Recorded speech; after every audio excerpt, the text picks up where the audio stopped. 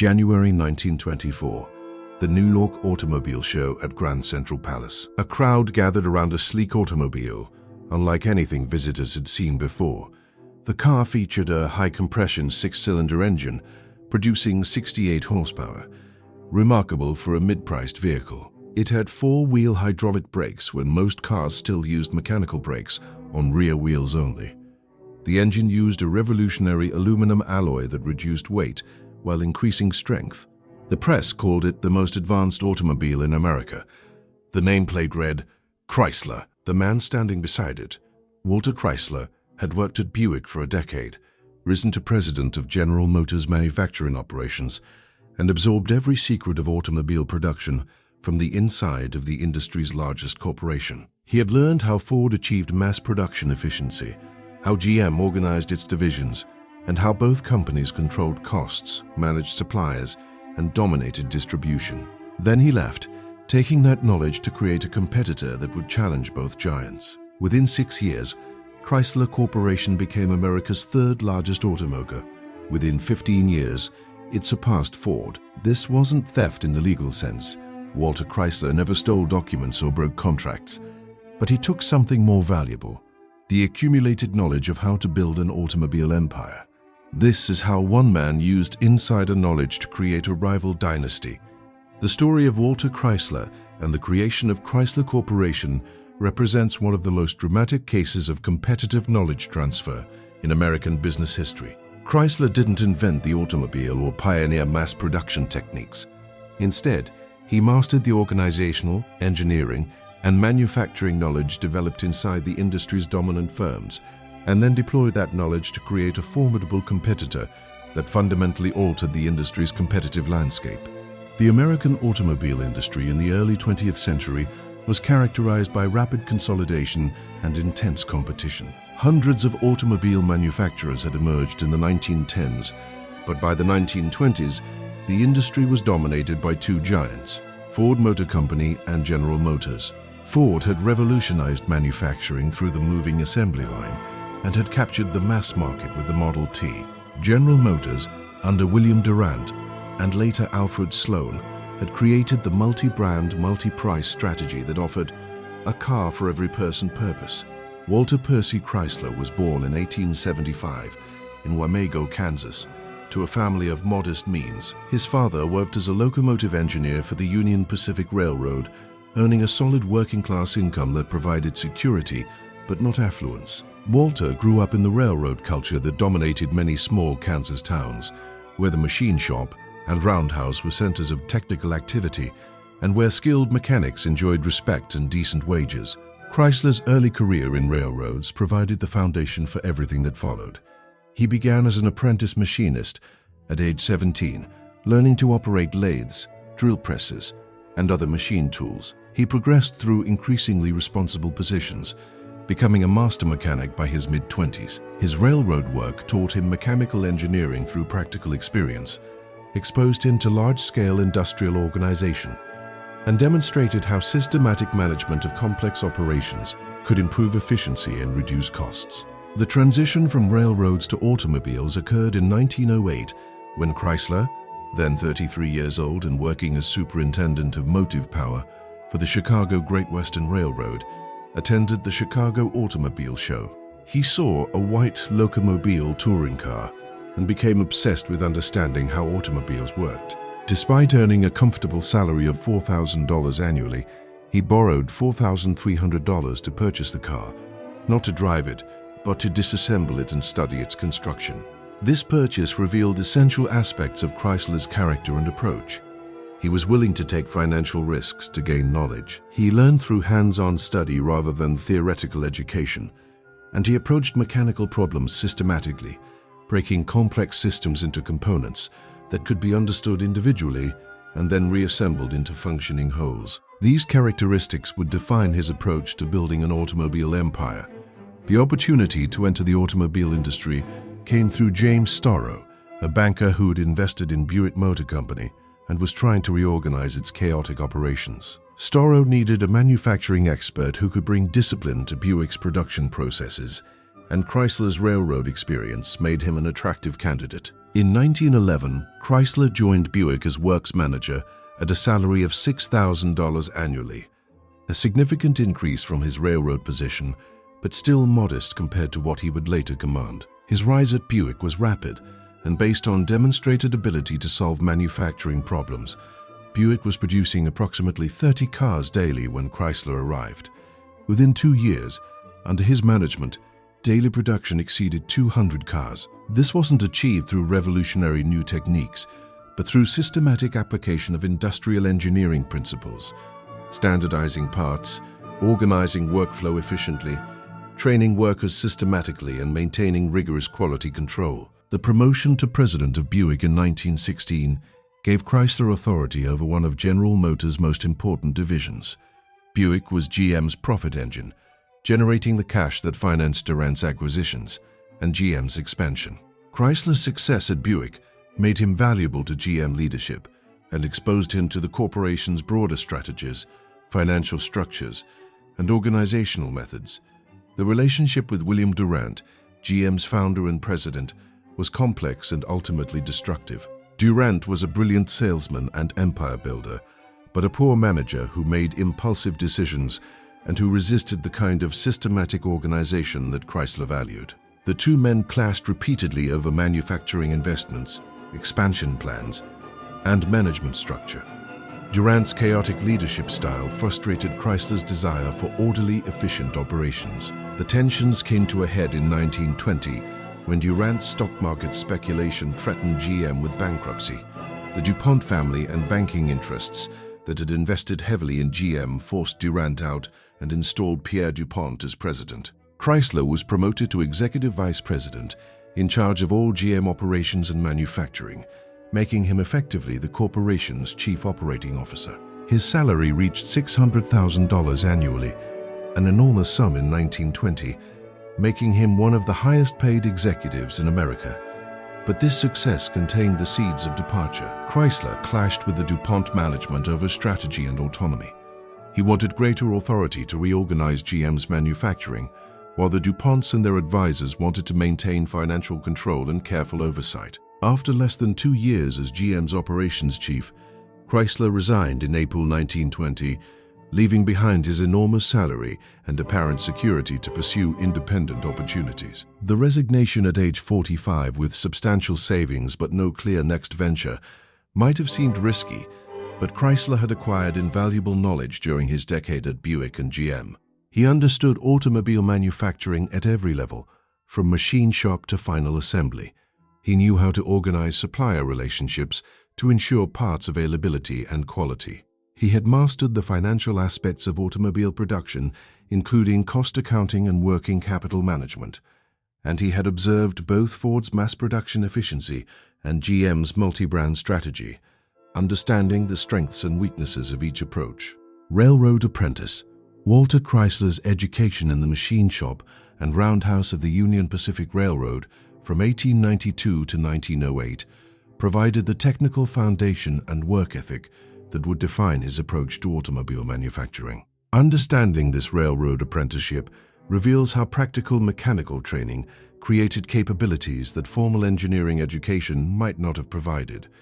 The apprenticeship system in late 19th century railroad shops was rigorous and comprehensive. Young men who entered as apprentices committed to several years of training under experienced mechanics, learning to operate machine tools, to read engineering drawings, to select appropriate materials for different applications, and to diagnose and repair complex mechanical systems. The work was physically demanding, the hours were long, and the pay for apprentices was minimal.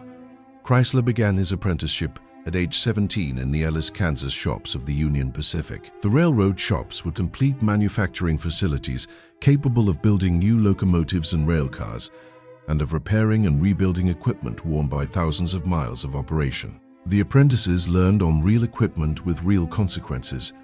A poorly machined part could cause mechanical failure that might lead to accidents and deaths.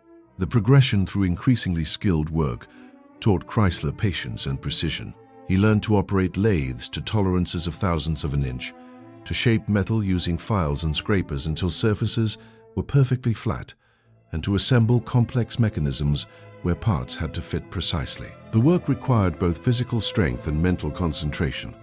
A machinist might spend hours carefully removing material from a bearing surface, checking frequently with precision instruments to ensure the final dimension met specifications. The troubleshooting skills developed in railroad work proved invaluable in automobile manufacturing. Railroads operated equipment in harsh conditions across thousands of miles of track. Locomotives broke down in remote locations, requiring mechanics to diagnose problems quickly and to improvise repairs using available materials. Chrysler learned to analyze mechanical failures, to identify root causes rather than just addressing symptoms, and to develop practical solutions that would hold up under operating conditions.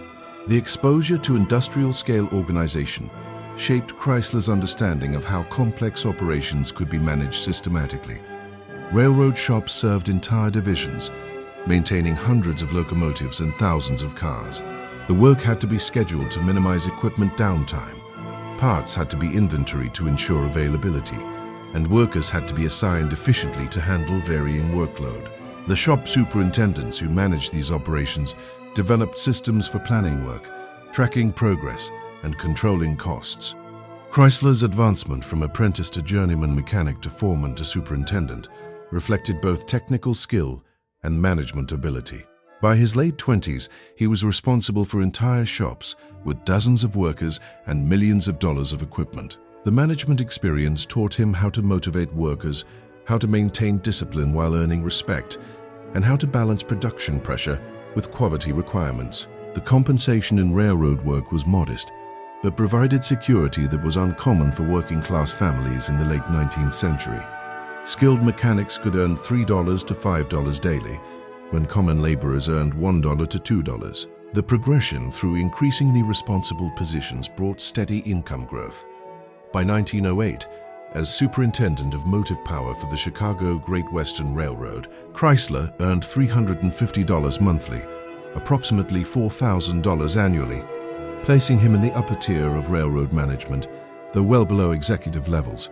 The decision to leave railroad security for the uncertain automobile industry reflected Chrysler's ambition and his recognition that automobiles represented the future, while railroads were a mature industry with limited advancement potential. The railroad industry in 1908 was consolidating, with major systems buying smaller lines and with career advancement requiring either moving between companies frequently or accepting slow progression in established hierarchies. Automobiles, in contrast, were new industry where capable men could rise rapidly.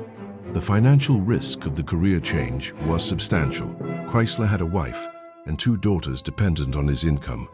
The $4,300 he borrowed to purchase the locomobile represented more than a year's salary. If the automobile career failed, he would face debt and potentially diminished prospects in returning to railroads. But Chrysler calculated that his mechanical knowledge and management experience would transfer to automobiles, and that the opportunity justified the risk. The systematic study of the locomobile demonstrated Chrysler's approach to learning.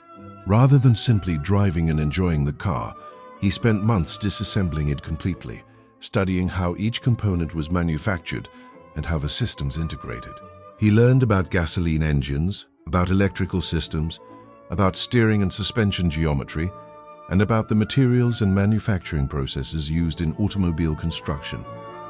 This hands-on study provided understanding that couldn't come from books or courses. The knowledge gained from studying the locomobile combined with the railroad experience to create unusual preparation for automobile manufacturing. Most automobile executives of the era came from either engineering backgrounds, often mechanical or electrical engineering degrees, from universities, or from business backgrounds in sales or finance. Chrysler had practical manufacturing knowledge from railroads, self-taught understanding of automobile technology, and direct experience managing large-scale industrial operations.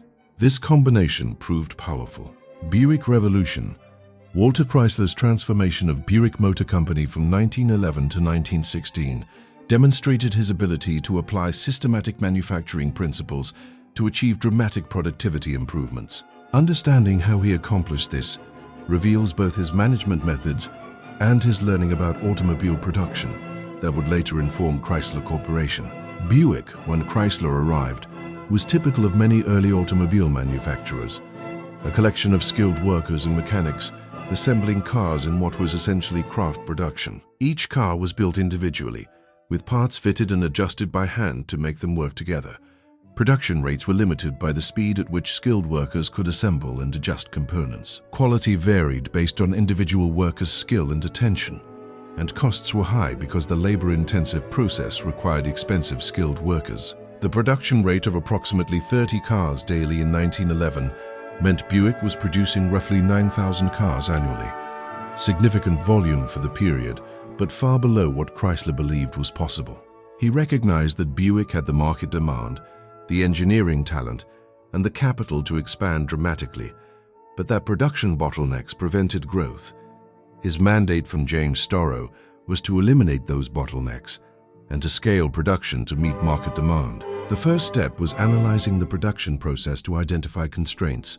Chrysler walked the factory floor, observing how cars moved through assembly, where bottlenecks occurred, and where workers waited for parts or for preceding operations to complete. He timed operations to understand how long each task required.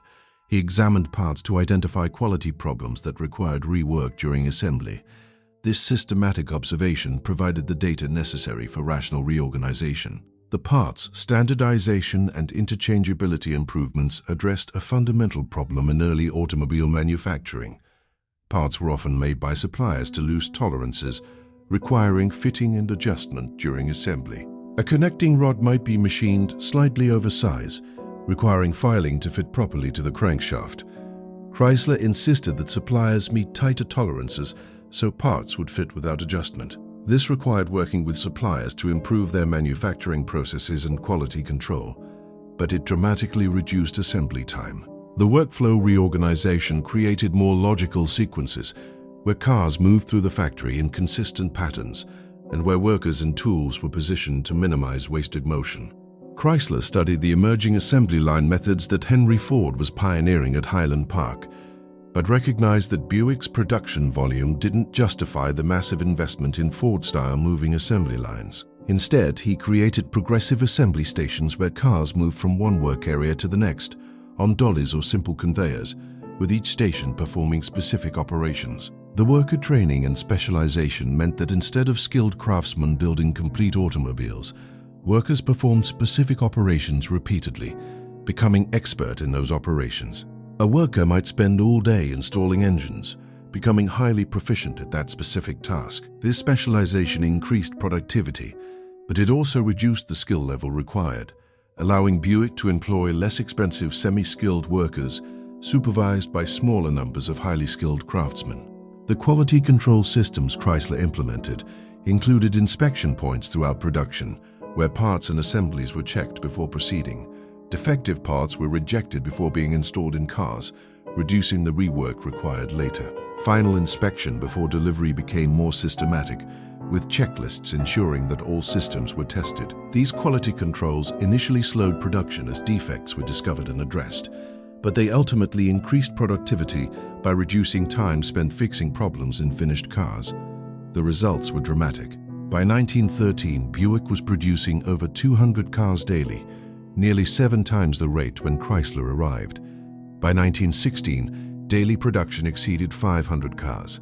Annual production reached 124,000 vehicles in 1916, making Buick the second largest automobile manufacturer in America after Ford. This production increase was achieved in the same factory buildings, demonstrating that the gains came from organizational improvements rather than from massive capital investment. The financial performance improved proportionally. Buick's profits in 1916 exceeded $13 million, an enormous sum representing return on sales of approximately 12.15%. These profits funded General Motors' expansion and acquisitions, making Buick the financial foundation of the GM empire. Chrysler's success at Buick made him invaluable to GM and established his reputation as perhaps the best manufacturing executive in the automobile industry. The promotion to president of Buick in 1916 gave Chrysler authority over all aspects of the division, including product planning, manufacturing, sales, and finance. The promotion came with a salary increase to $25,000 annually, plus bonuses that could exceed $100,000. Enormous compensation that reflected Buick's profitability and Chrysler's contribution. The role exposed him to aspects of the automobile business, beyond manufacturing, including product design, marketing, and dealer relations. The engineering knowledge Chrysler acquired at Buick came through collaboration with talented engineers, including Charles Nash, who preceded Chrysler as Buick president, and Arthur Mason and Ormond Hunt, who designed Buick's advanced six-cylinder engines. Chrysler learned how engine design affected manufacturing costs, how engineering choices influenced reliability and performance, and how product features could be marketed to justify premium pricing. This engineering knowledge complemented his manufacturing expertise. The dealer network management taught Chrysler how automobile distribution worked. Buick sold through independent dealers who purchased cars and resold them to customers. Managing dealer relationships required maintaining their profitability while pushing them to achieve sales volumes. It required supporting dealers with advertising, financing programs, and warranty support. And it required balancing production against dealer orders to avoid building inventory that dealers couldn't sell, or failing to supply dealers when demand was strong. The supplier relationships became more sophisticated as Buick's production volumes grew. Major components including bodies, wheels, electrical systems, and upholstery were purchased from specialized suppliers. Managing these relationships required ensuring quality, negotiating prices, coordinating delivery schedules, and sometimes providing technical assistance to help suppliers meet Buick's requirements. Chrysler learned how vertical integration decisions, whether to manufacture components internally or purchase from suppliers, affected costs and flexibility. Walter Chrysler's experience in General Motors' corporate leadership from 1916 to 1920 exposed him to the strategic, financial, and organizational dimensions of managing a multi-division automobile corporation. This experience at GM's highest levels provided knowledge about corporate strategy and structure that would prove invaluable when he built his own company. The organizational chaos Chrysler encountered at GM reflected William Durant's management style and the corporation's rapid growth through acquisition. Durant had assembled GM by purchasing dozens of automobile manufacturers, parts suppliers, and related businesses between 1908 and 1910, and again after regaining control in 1916. These acquisitions were loosely coordinated, with each division operating semi-independently and with little systematic sharing of best practices or resources. The financial management problems were severe enough to threaten GM's survival. Durant made major acquisition and investment decisions based on intuition and opportunity, rather than careful financial analysis. He used GM stock as currency for acquisitions, diluting existing shareholders. And he speculated heavily in GM stock, using borrowed money, creating risks that extended beyond the corporation to its owners' personal finances. These practices alarmed the bankers and the DuPont family, who had invested heavily in GM. Chrysler's role in the 1920 reorganization that ousted Durant and installed Pierre DuPont as president involved working with the DuPont interests and banking syndicate led by J.P. Morgan to stabilize GM's finances and management. The reorganization established financial controls, created systematic budgeting and reporting, and consolidated some overlapping operations. Chrysler's reward for supporting this reorganization was promotion to executive vice president, with authority over all operations and manufacturing. The compensation package Chrysler received, a base salary of $600,000 annually, plus bonuses, made him one of the highest-paid executives in American industry. This enormous compensation reflected both GM's profitability and the value the DuPont interests placed on Chrysler's management capabilities. The compensation also demonstrated that successful automobile executives could accumulate substantial wealth through salary and bonuses rather than requiring ownership stakes. The strategic insights Chrysler gained from observing GM's multi-brand approach would later inform his own company's strategy. GM, under Alfred Sloan's emerging leadership, was developing the strategy of offering different brands at different price points: Chevrolet for entry-level buyers, Pontiac and Oldsmobile for middle market, Buick for upper middle, and Cadillac for luxury. This strategy allowed GM to capture customers at every income level and to encourage customers to trade up to more expensive GM brands as their incomes grew. The exposure to GM's acquisition strategy taught Chrysler how established manufacturers could grow through purchasing smaller companies, acquiring their production capacity, dealer networks, and engineering talent rather than building everything from scratch. GM had assembled its empire largely through acquisitions, and while Durant's undisciplined approach had created problems, the basic strategy of growth through acquisition was sound when executed carefully. The organizational structure insights came from observing how GM coordinated operations across multiple divisions while allowing divisional autonomy. The tension between central control and divisional independence was an ongoing challenge. Too much central control stifled initiative and prevented divisions from responding quickly to market conditions. Too much independence created inefficiencies through duplication and prevented leveraging GM's scale advantages. Finding the right balance was a critical management challenge. The conflicts with Pierre DuPont and the DuPont management team that ultimately led to Chrysler's resignation reflected fundamental disagreements about management philosophy and about Chrysler's authority. Chrysler wanted broad authority to reorganize manufacturing across all GM divisions, consolidating operations and eliminating inefficiencies. The DuPont management wanted to move more carefully, maintaining divisional structures while improving coordination. Chrysler found the constraints frustrating and concluded that he couldn't accomplish what he wanted within GM's structure. The resignation in 1920 surprised the industry because Chrysler was walking away from enormous compensation and apparent security. But Chrysler, at age 45, had accumulated substantial wealth from his GM salary and bonuses. He owned a large home in Flint, Michigan, and had investments that provided income. More importantly, he was confident that his knowledge and reputation would create opportunities either to return to executive positions at other companies or to build his own enterprise. The covenant not to compete and other contractual obligations were less restrictive than might be expected. Chrysler's employment contract didn't include extensive non-compete provisions that would have prevented him from joining competitors or starting his own automobile company. This reflected both the era's different approach to employment contracts and GM's confidence that they could succeed without Chrysler.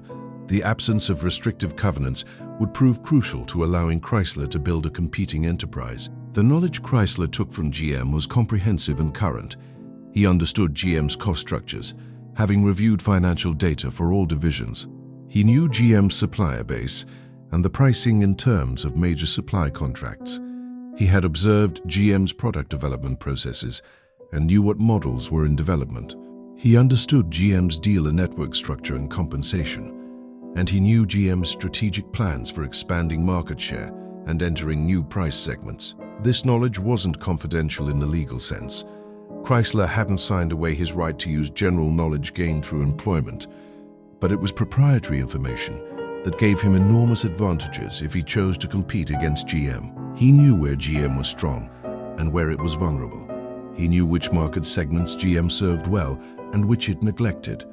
And he knew how to organize an automobile company to achieve the kind of efficiency and profitability that GM had demonstrated. Walter Chrysler's involvement with Maxwell Motor Company and Chalmers Motor Company from 1920 to 1924 provided the vehicle through which he would apply his knowledge to create an independent automobile enterprise. Understanding how he transformed these struggling companies reveals both his management capabilities and his strategic vision for building a new automobile empire.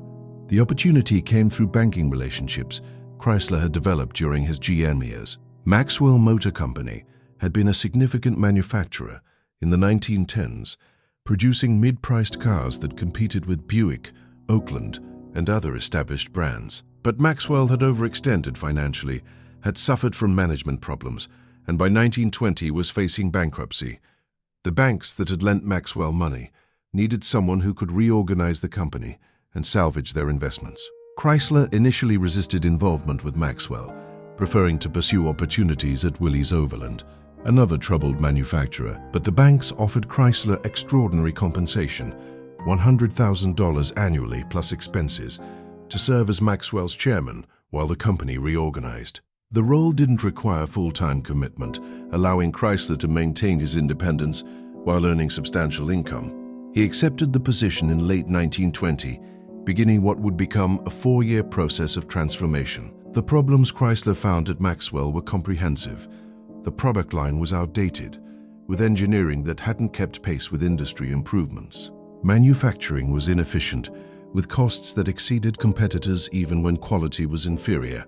The dealer network was demoralized, having struggled to sell cars that had quality problems and that weren't competitive with rivals' offerings. And the financial position was precarious, with debts exceeding assets and with working capital shortages that prevented investing in improvements. The reorganization plan Chrysler developed involved writing off bad debts, raising new capital from investors willing to gamble on Maxwell's revival, eliminating unprofitable operations, and focusing resources on developing a completely new car that could compete effectively in the mid-priced market. The plan required patience from creditors, who had to accept reduced payments, and sacrifice from shareholders, whose equity was substantially diluted.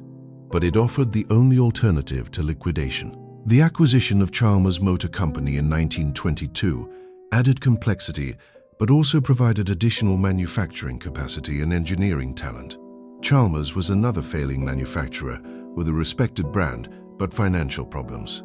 Chrysler engineered a merger where Maxwell acquired Chalmers' assets, including factories, dealer network, and engineering department. The merger provided manufacturing capacity that Maxwell lacked and brought engineers including Carl Breer, Fred Zeder, and Owen Skelton, who would become the core of Chrysler's engineering team. These three engineers, known as the Three Musketeers, had worked together at Studebaker before joining Chalmers. They brought advanced engineering knowledge, including experience with six-cylinder engines, four-wheel brakes, and high-strength alloy materials. Chrysler recognized their talent and gave them resources and authority to develop a new car that would incorporate the latest engineering advances. This investment in engineering talent and new product development was crucial to the strategy of creating a car that could compete with established manufacturers. The development of what would become the Chrysler automobile began in 1922 when Chrysler directed Breer, Zeder, and Skelton to design a car that would offer advanced engineering at a mid-priced point. The specifications Chrysler established were ambitious.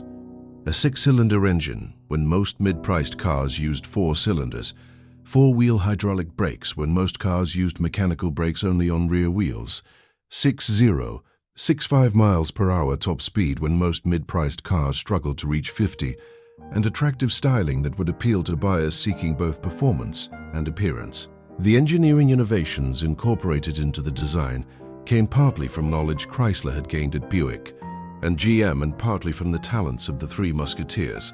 The high-compression engine using aluminum alloy cylinders was similar to designs Buick had developed, but improved in ways that increased both power and reliability. The four-wheel hydraulic brake system was adapted from designs used in racing but engineered for reliability in mass production.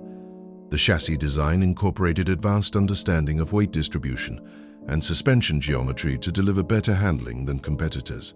The decision about whether to market the new car under the Maxwell name or to create a new brand was crucial. Maxwell had name recognition but also negative associations from its recent struggles. Creating a new brand required building awareness and overcoming dealer reluctance to take on an unproven nameplate. But Chrysler concluded that the new car was sufficiently different and superior that it deserved a new identity that wouldn't be burdened by Maxwell's problems. He decided to name the car Chrysler, putting his personal reputation behind the product. This decision reflected confidence in both the product and his own reputation. The Chrysler name was known in the automobile industry through his work at Buick and GM, and that recognition could help the new car gain attention. But putting his name on the product also meant that any failures would reflect on him personally. The decision showed both ambition and willingness to accept personal risk for potential success. The production challenges of launching a new car required converting Maxwell's factories to produce the Chrysler while maintaining Maxwell production to generate cash flow. The manufacturing processes for the Chrysler were more complex than for Maxwell because the advanced engineering required tighter tolerances and more sophisticated assembly procedures. Chrysler applied the manufacturing knowledge gained at Buick to set up production lines that could efficiently build the new car while maintaining quality. The financing for the Chrysler launch came from several sources, including Maxwell's operating cash flow, loans from banks that saw promise in the new car, and investments from individuals impressed by Chrysler's track record. The total investment in developing and launching the Chrysler exceeded $5 million, an enormous sum for a struggling company to commit to a new product. But Chrysler convinced backers that the car's advanced engineering would command premium pricing and that demand would justify the investment. The technical knowledge Walter Chrysler deployed in creating the Chrysler automobile and later models represents the most direct application of proprietary information gained from his years inside Buick and General Motors. Understanding what knowledge he transferred and how he used it reveals the gray area between legitimate competitive knowledge and potential misappropriation of trade secrets. The high-compression six-cylinder engine that powered the first Chrysler bore similarities to engines Buick had developed during Chrysler's tenure as company president. Buick's six-cylinder engines had established the division's reputation for smooth, powerful performance. The Chrysler engine wasn't an exact copy. It incorporated different bore and stroke dimensions, different valve arrangements, and the innovative aluminum alloy cylinders that Buick engines didn't use. But the basic architecture and many design principles were similar to what Chrysler had overseen at Buick. The question of whether this constituted improper use of Buick's proprietary engineering is complex. Engine designs themselves weren't typically protected by patents broad enough to prevent competitors from developing similar configurations. The specific innovations that were patentable, particular valve designs, lubrication systems, or manufacturing processes, could be protected, but the general approach of building a high-compression six-cylinder engine was industry knowledge available to anyone with engineering expertise. Chrysler's engineers could legitimately design an engine that used similar principles without infringing Buick's intellectual property. The manufacturing processes Chrysler implemented at Maxwell's factories to produce the new car reflected methods he had developed and refined at Buick. The progressive assembly techniques, the parts inspection procedures, the supplier management systems, and the quality control protocols all resembled what Chrysler had used successfully at Buick. These manufacturing methods weren't secret. Similar approaches were used throughout the industry, having been pioneered by Ford and adopted by other manufacturers. But Chrysler's particular implementations and refinements represented knowledge he had gained specifically from his Buick experience. The aluminum alloy formulation used for cylinder construction was one area where potential intellectual property concerns arose. Buick had experimented with aluminum alloys for various engine components, and some of those alloys were covered by patents. The Chrysler engine's aluminum alloy was developed by the Three Musketeers and their metallurgical consultants, but they were certainly aware of Buick's work and may have used it as a starting point. If the Chrysler alloy infringed Buick patents, GM could potentially have sued for patent infringement. The four-wheel hydraulic brake system that Chrysler pioneered in production automobiles was developed by Lockheed and licensed to Chrysler.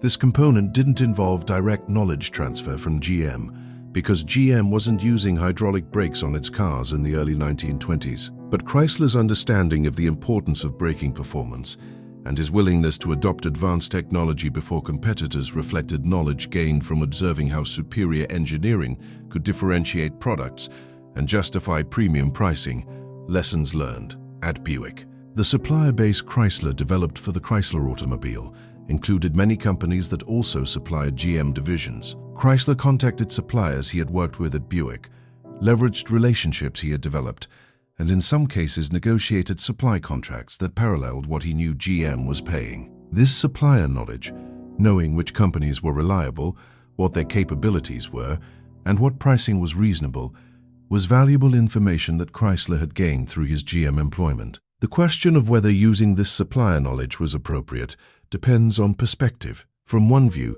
suppliers were businesses that could sell to whoever offered acceptable terms, and Chrysler's knowledge of which suppliers were good simply made him a more informed customer. From another view, Chrysler was exploiting relationships and information gained through his GM position to benefit a competing enterprise, potentially violating implicit obligations to his former employer. The pricing strategy for the Chrysler automobile reflected sophisticated understanding of the automobile market structure and of competitors' cost positions. The Chrysler was priced at $1,565 for the touring car model, above Chevrolet and Ford, but below Buick and other established six-cylinder cars. This pricing positioned the Chrysler to capture buyers seeking better performance than Chevrolet offered, but who couldn't afford Buick. The strategy depended on accurately estimating competitors' costs and pricing flexibility, knowledge Chrysler had gained from inside GM. The dealer network development involved recruiting dealers, many of whom also sold GM or Ford products. Chrysler understood dealer economics from his Buick experience. How much margin dealers needed to stay profitable, what kind of factory support they required, and how to structure dealer contracts to align their interests with the manufacturer's goals. This knowledge allowed him to create dealer programs that were competitive with established manufacturers, despite Chrysler being an unproven brand. The advertising and marketing approaches Chrysler used emphasized engineering excellence and advanced features: the six-cylinder engine, the four-wheel brakes, the high speed, and the quality construction. This marketing strategy reflected lessons learned at Buick about how to position a car as offering superior value through superior engineering.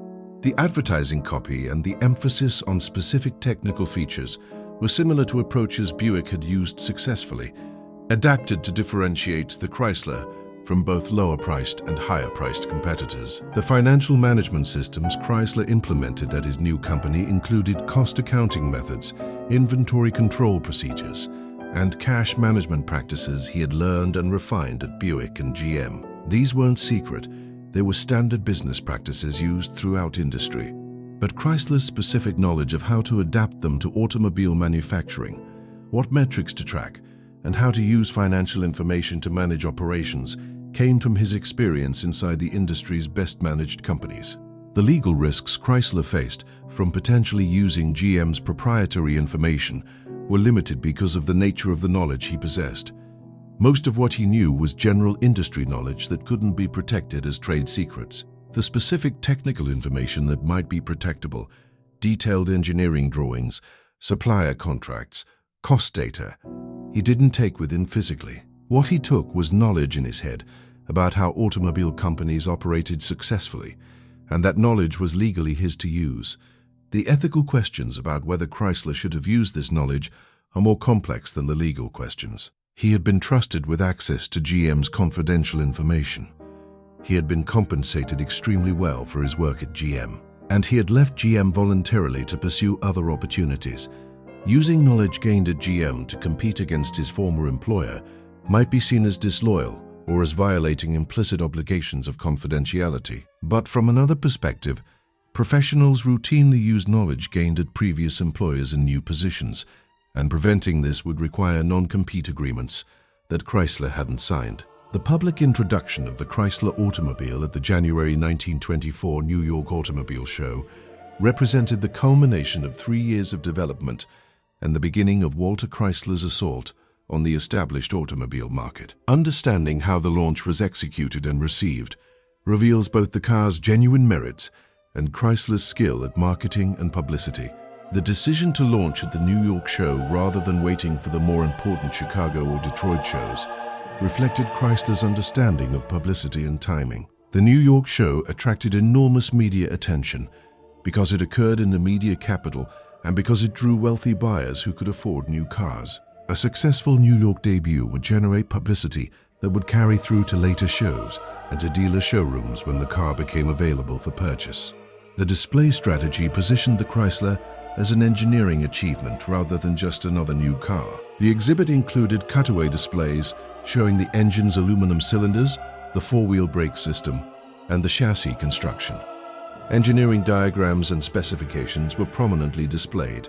The presentation emphasized that the Chrysler offered advanced technology at a price point where such technology hadn't previously been available. The press reception exceeded expectations. Automotive journalists who attended the show were impressed by the Chrysler specifications and by its performance in demonstration drives. The six-cylinder engine's smoothness and power, the four-wheel brake's stopping capability, and the car's overall refinement drew praise. Articles in automotive magazines and newspapers described the Chrysler as perhaps the most significant new car introduction in years. The performance claims Chrysler made were bold and verifiable. The company claimed 60-65 milligram-per top speed when most mid-priced cars topped out at 45-50 mph. They claimed 25-30 miles per gallon fuel economy when competitors achieved 15 2.0 Magpie, they claimed acceleration and braking performance superior to anything in the price class. These weren't just marketing claims, but specifications that could be tested and verified, and Chrysler was confident the car would meet or exceed the claims. The pricing announcement at $1,565 for the touring car model was carefully calculated to position the Chrysler competitively. The price was approximately 50% more than a Chevrolet, but 30% less than a Buick six-cylinder. Buyers who wanted six-cylinder performance but couldn't afford Buick had previously had limited options, but Chrysler filled that gap, offering Buick-level engineering at a price closer to Chevrolet. The production timeline Chrysler announced indicated that cars would begin reaching dealers in June 1924, giving dealers 6 months to generate interest and take orders. This timeline was aggressive because manufacturing had to scale from prototype production to thousands of units monthly. But Chrysler was confident, based on his Buick experience, that the production challenges could be managed if the manufacturing processes were properly organized. The dealer recruitment accelerated after the New York show as dealers saw the car and read the favorable press coverage. Dealers who sold other manufacturers' cars saw the Chrysler as an opportunity to capture buyers in a market segment where they might not have had competitive offerings. The dealer agreements Chrysler offered were similar to industry standards but included some terms more favorable to dealers, reflecting Chrysler's recognition that he needed to incentivize dealers to promote an unproven brand. The first-year production target was 25,000 units, modest compared to Ford's production of over 1 million Model Ts annually, or Chevrolet's production of several hundred thousand, but substantial for a new manufacturer. Achieving this target required expanding production capacity, training workers, establishing supplier relationships, and building inventory. The investment required was several $1 million beyond what had already been spent developing the car. The financing for this expansion came partly from operating cash flow as Maxwell continued producing cars, and partly from new investment attracted by the Chrysler's successful debut. Banks that had been cautious about Maxwell became more willing to lend when they saw the market response to the Chrysler. Individual investors who had passed on earlier opportunities reconsidered when they saw the car and read the reviews. The manufacturing ramp-up followed the pattern Chrysler had used successfully at Buick. Production began slowly with intensive quality control and worker training. As processes were refined and workers became proficient, production rates increased gradually. By summer 1924, the factories were producing several hundred Chryslers weekly. By year-end, production exceeded 1,000 weekly. The first-year total production reached 32,000 units, exceeding the initial target. The market reception exceeded even optimistic projections. Buyers who test drove the Chrysler were impressed by its performance and quality. The six-cylinder engine delivered the promised power and smoothness. The four-wheel brakes provided stopping capability that made the car feel safer than competitors. The styling was attractive without being flashy, and the overall quality of construction was equal to cars costing significantly more. The sales results translated to financial success for the company. The average transaction price of approximately $1,650 across the model range, minus dealer margin of roughly $250, left factory revenue of $1,400 per car. With production costs estimated at $1,000 to $1,100 per car, the gross margin was approximately $300, $400 per unit. On 32,000 units, this generated gross profit of $10, $12 million, covering the development costs and beginning to generate returns for investors. The competitive response from GM and other manufacturers was limited initially because they didn't immediately recognize the threat. The Chrysler's first-year production of 32,000 units was tiny, compared to Chevrolet's production of over 400,000 or Buick's production of over 150,000. The established manufacturers could afford to wait and see whether the Chrysler represented a sustainable competitor or was merely a flash of initial success that would fade. The legal risks Chrysler faced from potentially using GM's proprietary information were limited because of the nature of the knowledge he possessed. Most of what he knew was general industry knowledge that couldn't be protected as trade secrets.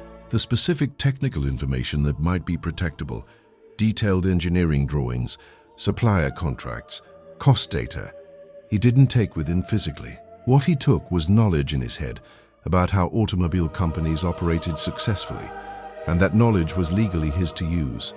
The ethical questions about whether Chrysler should have used this knowledge are more complex than the legal questions. He had been trusted with access to GM's confidential information. He had been compensated extremely well for his work at GM, and he had left GM voluntarily to pursue other opportunities.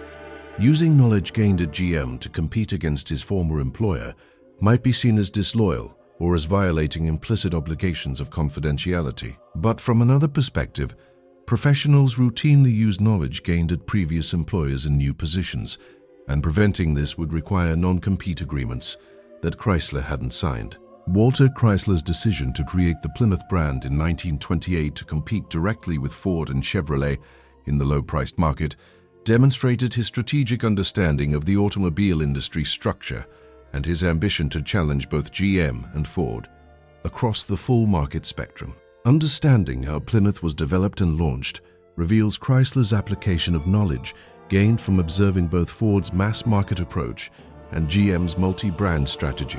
The strategic rationale for Plymouth was that Chrysler Corporation needed a presence in the high-volume, low-price segment that Ford and Chevrolet dominated. The Chrysler brand was succeeding in the mid-price segment, and the acquisition of Dodge in 1928 added another strong mid-price brand, but neither competed in the under $1,000 segment where most cars were sold. Without a low-priced offering, Chrysler Corporation couldn't capture entry-level buyers or offer existing Chrysler and Dodge owners a way to trade down if their financial circumstances changed. The alternative approaches Chrysler considered included expanding the Chrysler brand down market with lower-priced models, using the Maxwell name which the company still owned, or creating an entirely new brand. Extending Chrysler down market risked diluting the brand's reputation for advanced engineering and quality. The Maxwell name carried negative associations from the company's struggles in the early 1920s. Creating a new brand required building awareness, but allowed starting fresh without baggage. The Plymouth name was chosen to evoke American heritage and stability. Plymouth Rock represented the founding of European settlement in America, suggesting solidity and tradition. The name was also short, easy to remember and pronounce, and wasn't being used by competitors. The choice reflected understanding of branding principles that Chrysler had observed at GM, where brand names like Chevrolet, Buick, and Cadillac were distinctive and memorable. The engineering challenge was developing a car that could be sold profitably at Ford and Chevrolet price levels, while offering competitive performance and quality. The cost constraints were severe. If the car retailed for $670 and dealers needed margin of approximately $100, factory revenue was $570, with manufacturing and overhead costs that had to be kept below $450 to allow reasonable profit margins. Every component had to be engineered for maximum economy without sacrificing reliability. The solution was designing a car that shared many components with Chrysler and Dodge products, achieving economies of scale through common parts, while using a smaller, less expensive four-cylinder engine and simpler trim and features. The Plymouth used the same body shells as entry-level Dodge models, but with different styling details. The chassis borrowed heavily from Chrysler designs, but used less expensive materials and simpler suspension components. The engine was a new four-cylinder design, built using production equipment and methods developed for Chrysler six-cylinder engines. The manufacturing plan required adding production capacity because existing plants were fully utilized producing Chrysler and Dodge vehicles. The decision was to build Plymouth in Dodge plants that had excess capacity, rather than constructing new dedicated Plymouth facilities. This decision saved capital investment and accelerated the timeline for getting Plymouth into production, but it required carefully managing production scheduling to avoid conflicts between Dodge and Plymouth production. The dealer network strategy was to sell Plymouth through existing Chrysler and Dodge dealers rather than creating a separate Plymouth dealer organization. This decision reflected Chrysler's understanding from his GM experience that establishing dealer networks was expensive and time-consuming. Using existing dealers meant Plymouth could reach the market quickly and could leverage dealer relationships and facilities that were already established. It also meant dealers could offer customers a full range of Chrysler Corporation products from Plymouth through Dodge to Chrysler, The pricing strategy positioned Plymouth at $670 for the base model, slightly below the Chevrolet's $695, but above the Model T Ford's $380. This pricing reflected the reality that Plymouth couldn't match Ford's production costs because of smaller production volumes, but that Plymouth could offer more features and better performance than the Model T. The strategy was to capture buyers who wanted more than the Spartan Model T, but who couldn't afford Chevrolet's higher price. The introduction of the Plymouth at the 1928 New York Automobile Show generated substantial interest because buyers recognized the car offered Chrysler engineering quality at an accessible price. The Plymouth featured a four-cylinder engine producing 45 horsepower, more than the Model T's 20 horsepower, though less than Chevrolet's six-cylinder. It offered hydraulic brakes, comfortable seating, and attractive styling. The car looked and felt more substantial than the Model T, while costing less than Chevrolet. The first-year sales results exceeded expectations, with over 52,000 Plymouths sold in 1928, despite the car being available only for the second half of the model year. This success validated the strategy of competing in the low-price segment and demonstrated that Chrysler Corporation could successfully launch new brands and enter new market segments. The Plymouth sales, combined with Chrysler and Dodge sales, made Chrysler Corporation the third largest automobile manufacturer in America after GM and Ford. The competitive response from Ford and Chevrolet was substantial. Ford had dominated the low-price market with the Model T for nearly 2 decades, and the Plymouth success helped convince Ford that the Model T had become obsolete. Ford announced the Model A in late 1927, finally abandoning the Model T and offering a modern car with four-wheel brakes, comfort features, and attractive styling. Chevrolet responded to Plymouth by emphasizing its six-cylinder engine advantage and by introducing new models and styling to maintain its position. The impact on Chrysler Corporation's financial performance was dramatic. The addition of Plymouth's sales volume and profits to Chrysler and Dodge results pushed Chrysler Corporation's annual sales to over 300,000 vehicles and revenues to over $200 million. The company became firmly established as the third largest automobile manufacturer, a position it would maintain for decades. The transformation of Chrysler Corporation from a single-brand manufacturer in 1924 to a diversified automobile empire by 1930 represented the culmination of Walter Chrysler's strategic vision and his application of knowledge gained from observing GM's multi-brand, multi-price strategy.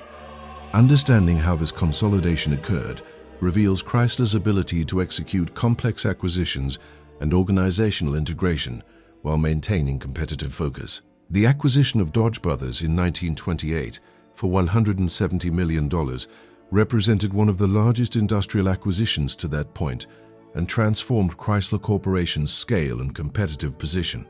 Dodge was the fourth largest automobile manufacturer in America, producing approximately 150,000 vehicles annually and generating sales of over $100 million. The acquisition more than doubled Chrysler Corporation's production capacity and gave it an established brand with strong dealer network and customer loyalty.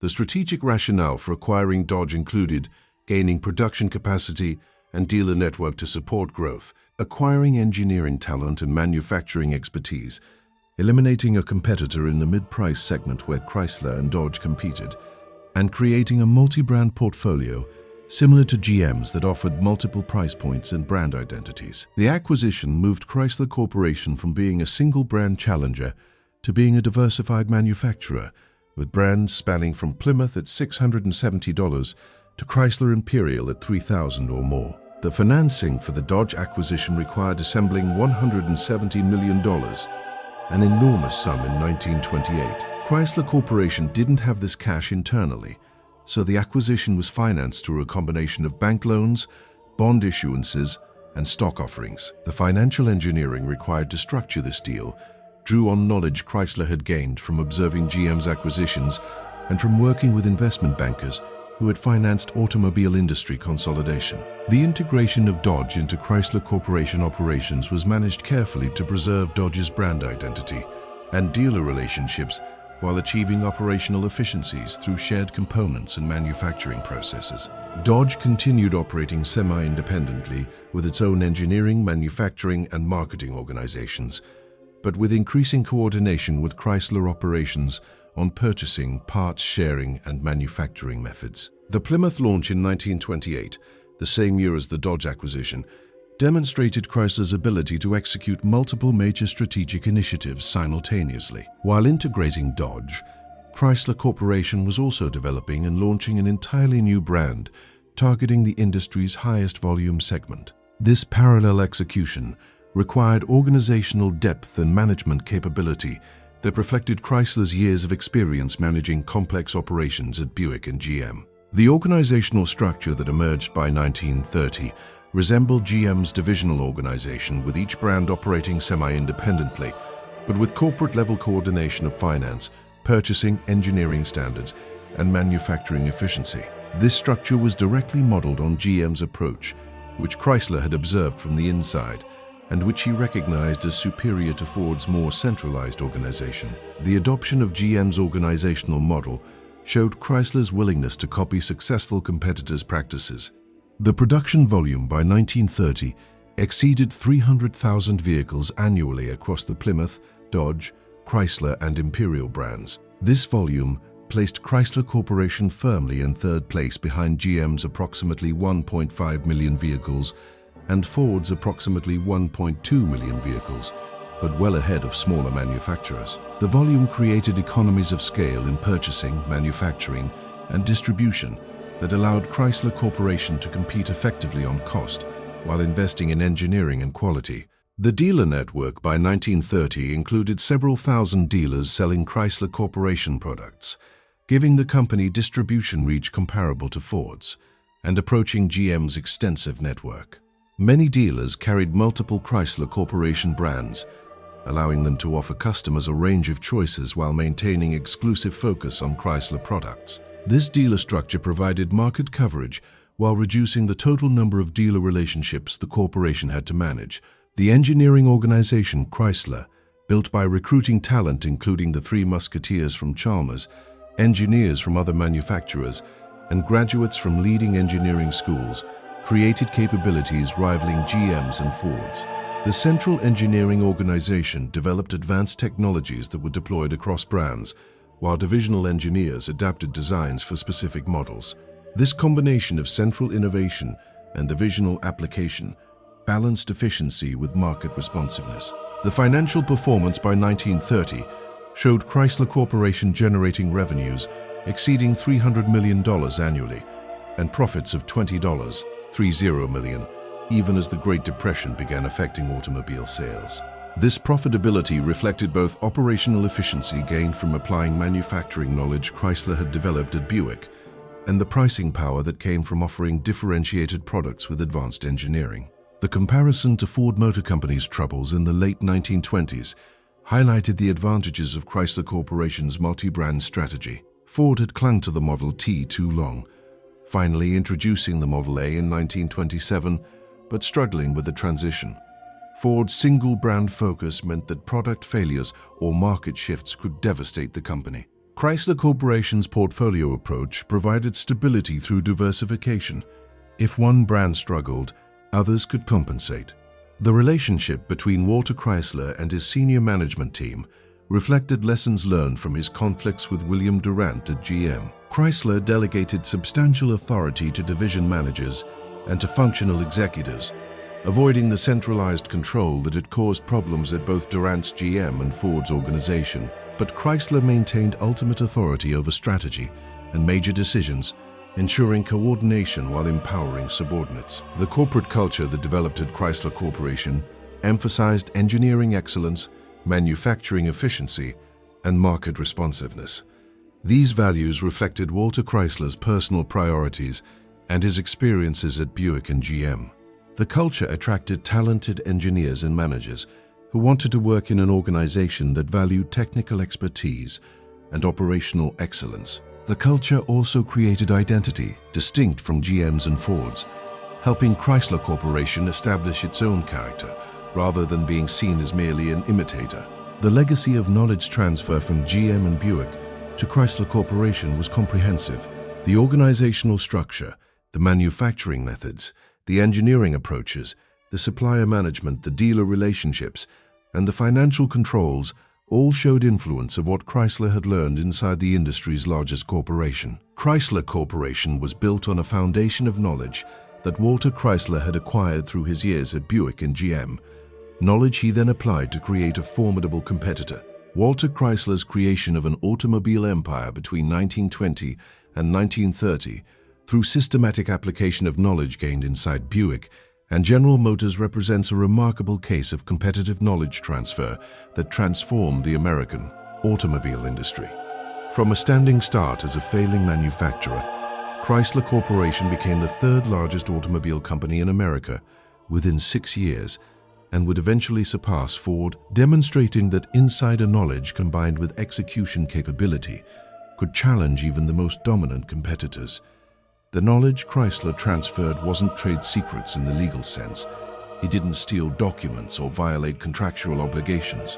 Instead, he applied general understanding of how successful automobile companies operated, knowledge he had legitimately acquired through his employment and that he was legally entitled to use. The manufacturing techniques, the organizational structures, the supplier relationships, the dealer management approaches, and the strategic frameworks all represented knowledge that was his to deploy in creating a competing enterprise. The ethical dimensions of this knowledge transfer remain debatable. Chrysler had been trusted with access to confidential information and had been compensated extremely well for his work at GM. Using that knowledge to compete against his former employer might be seen as violating implicit obligations of loyalty and confidentiality. But professionals routinely use knowledge gained at previous employers in new positions, and preventing this would require non-compete agreements that restrict workers' mobility and career opportunities. The competitive impact was profound. Chrysler Corporation's entry into the automobile industry increased competition, spurred innovation, and provided consumers with additional choices. The engineering advances Chrysler pioneered, including four-wheel hydraulic brakes, high-compression engines, and advanced suspension systems, were eventually adopted throughout the industry, benefiting all automobile buyers. The competitive pressure Chrysler created forced Ford and GM to improve their products and to be more responsive to market demands.